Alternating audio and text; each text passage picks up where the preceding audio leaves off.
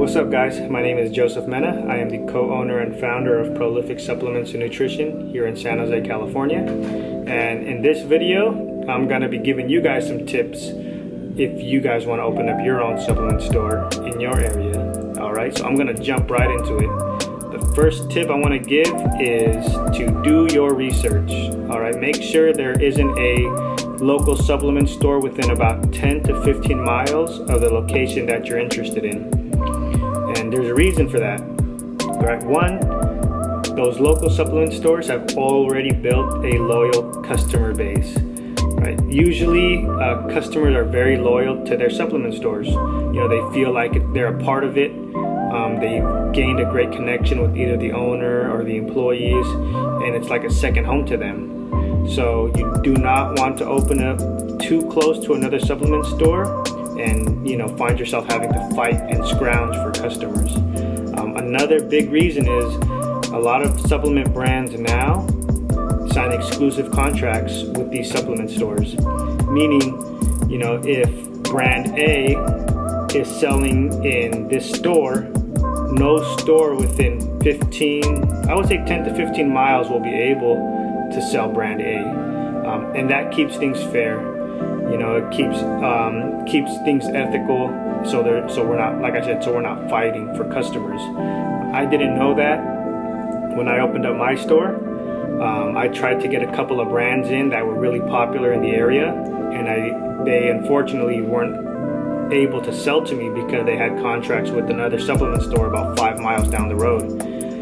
Thankfully, for me, that store happened to close down the week that we opened.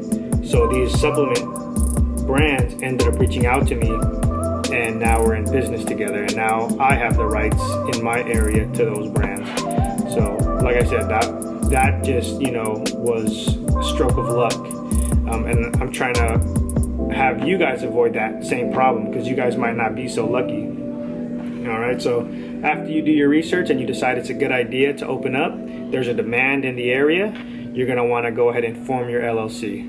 This is by far the simplest step. You just go on incfile.com, you walk through the process, it takes about 15 to 20 minutes, you pay your state fees, and in about 10 days they'll register your LLC name and they'll send you out all the documents certifying you as a legit business.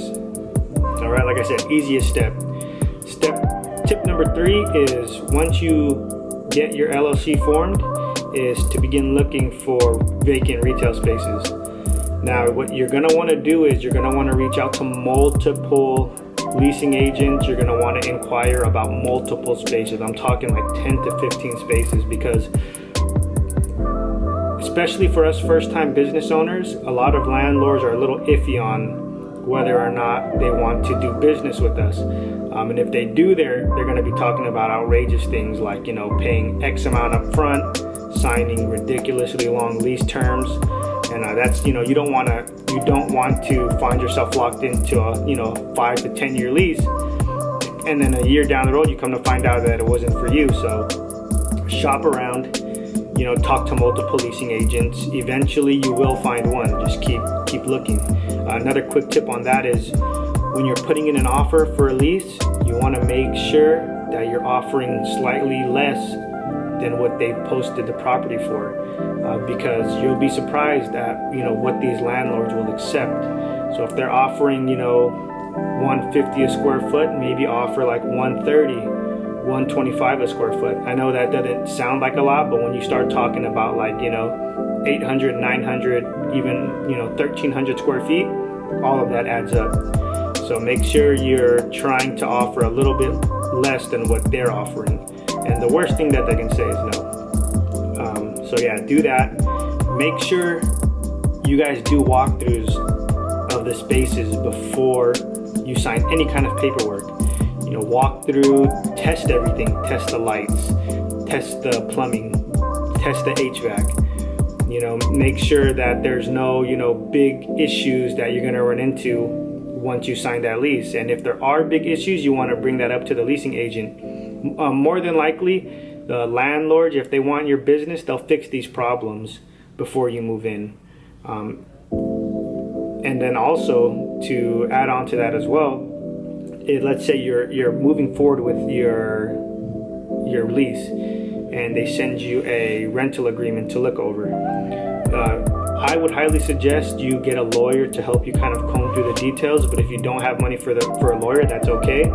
Just make sure that you're combing through it, 5 to 10 times and reading all the fine details, because let's say, for example, the HVAC wasn't working and the landlord said, yeah, once you move in, we'll fix it. And then you get the rental agreement, and you'll see in the fine print down in one of the sections where it says HVAC, and it says falls under tenant's responsibility. You don't want that, okay?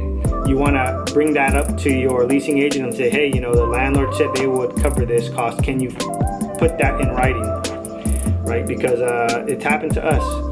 We unfortunately didn't comb through, all the details, and we paid some hefty prices for it. So I'm just trying to save you guys some money. All right, that was step 3. It's a long step, my bad. Step 4, once you lock in a lease and you're about to start building out your store, market. Create a flyer, go on Fiverr, have someone create you a nice looking, design or flyer, and then start marketing it. Push it out on all social media platforms, Facebook, Instagram, Snapchat, TikTok. Use their paid ad services. It's pretty cheap. You can get away with $50 to $100 ads that'll reach, thousands of people in your area. And that's a great way to do it. You want to let people know that, you're a new supplement store and you plan on opening soon, and that you'd love their support. And that's key. Without our customers, we are nothing. So I know that video was a little bit all over the place. It was a little quick. This is my first of many.